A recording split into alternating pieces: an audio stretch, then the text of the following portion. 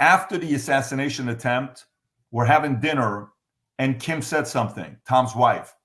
She said, I don't think anybody right now wants the job of replacing Biden. Nobody wants the job of replacing Biden. What do you mean? Who wants the job right now? Think about it for a second.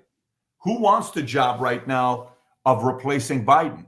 Hey, Newsom, you want the job? Oh, hell no. Not after what just happened. Are you kidding me? You want me to go up against him? I'm out. I'm not feeling well. I got long COVID. I don't want to be around other people to give them COVID. I'm injured. I'm a little bit, I'm taking a mental day or mental month off or mental 4 months off, right? Hey, Michelle Obama, I'm definitely out of this one. Hey, whoever else hey, maybe Whitmer takes it, but hey, all these other guys, hey, do you want the job? No. Kamala would take it if they had him step down and give it to Kamala. But I think the same way the VP nomination doesn't matter as much today, it could matter in 2 years. It could matter in 3 years. It doesn't today to win. The same way I don't think anybody now, after the assassination attempt, wants to do anything with it. I almost think behind closed doors, as much as there's a side of me that's paranoid to know that they're not going to just give it up and allow him to win, I think behind closed doors, everybody's like, no, Joe, you're right. You're the nominee. Joe Biden, you're the nominee. You go. Tom, what do you think? Do you think behind closed doors on the DNC side, was this a massive curveball for them to flip to another candidate instead of sticking with Joe Biden? Well, they were worried about an October surprise. They got a massive, early surprise in the absolute wrong direction. There were already rumors that come out that there was a group of donors that were holding back I think it was 90 million. Check me on that, Pat. That they said, hey, we want to hold 90 million. Should we really be putting it behind Biden, or should we redirect to key Senate and key congressman races to see if we can hold Congress and Senate to hold majorities or to do some things there?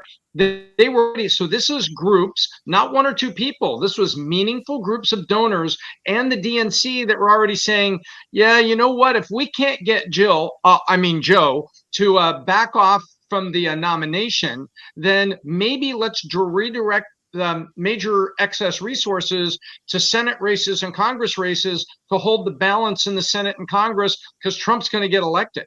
They were already doing that. And after this weekend, and it's not just the assassination attempt, it is all the reactions. It's Elon Musk and him funding it. There it is right there. There's the article we're talking about. So I think that the DNC right now is probably flanking to protect the vulnerable Senate seats and to see if there's any Senate seats that are on the edge that they should be throwing dollars through to win. Because as we now know, the Senate is always like dad. The Congress is like mom.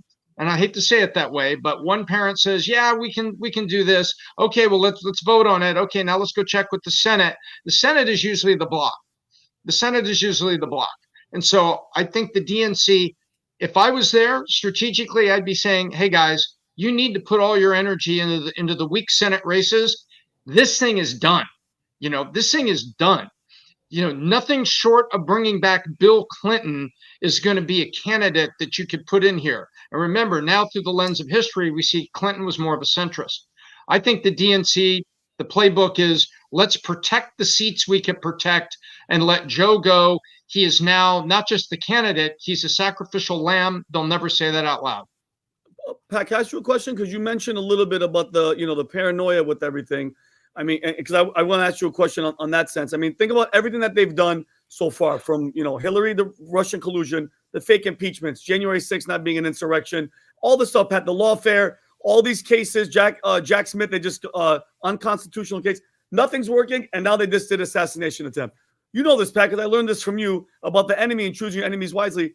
I'm not underestimating them. They're not finished. We have 112 days left till November. I'm not being Mr. Oh my God. I'm just saying they already went for the gusto for this. I understand that they're sticking with Biden, but Pat, do you think that they're going to try something different in the sense that, Pat, the movie Civil War came out. We kind of felt like that's where they were going. They missed that shot. Leave the world behind. That's the terrorist China attack. Stop no electricity, no nothing. That's one option. Do you think that they are capable of doing something else to make the other side look bad, meaning 111 days? I apologize. Like, for instance, Pat, if they do something to, let's say, Biden or Kamala or whatever, which would probably be Biden, and blame the other side. I mean, it's possible. Do you think something like that might, be on the table? We're capable of everything else. It's not over. But we got to manage it. We have to run this campaign. Yeah, no, listen, only the paranoid survive. You have to stay that way. I think right now, to me, just because, the idea of like, oh, there's not going to be another attempt. And on top of that, this month, July 30th at 6 p.m., I'm doing a Zoom in regards to the AI revolution, which we're going to release a white paper, which we'll give to you. If you haven't yet registered for that either, here's a QR code to get registered for the event that we're going to be having. It's a private webinar. It's only limited to 3,000 people. It's not something that's going to be available to everybody. It's first come, first serve. You register, you'll be able to be a part of it. Rob, if you have that flyer to show for the AI revolution Zoom that we're hosting as well, so people can go on the QR code and get registered, that'd be great. It's that right there. Just go on that QR code, registered for it. AI's here for business. A lot of people are leveraging it to win and take their businesses to the next level. It's how we took our business to take the valuation of it 3x more than what it was. We went from 5 times EBITDA to 15 times EBITDA. We're doing this webinar this month, free, but you got to make sure you get a spot on it. Again, July 30th, Tuesday, 6 p.m. Eastern Standard Time. Go to the QR code to get registered. So if you like this clip and you want to watch another one, click right here. And if you want to watch the entire podcast, click right here.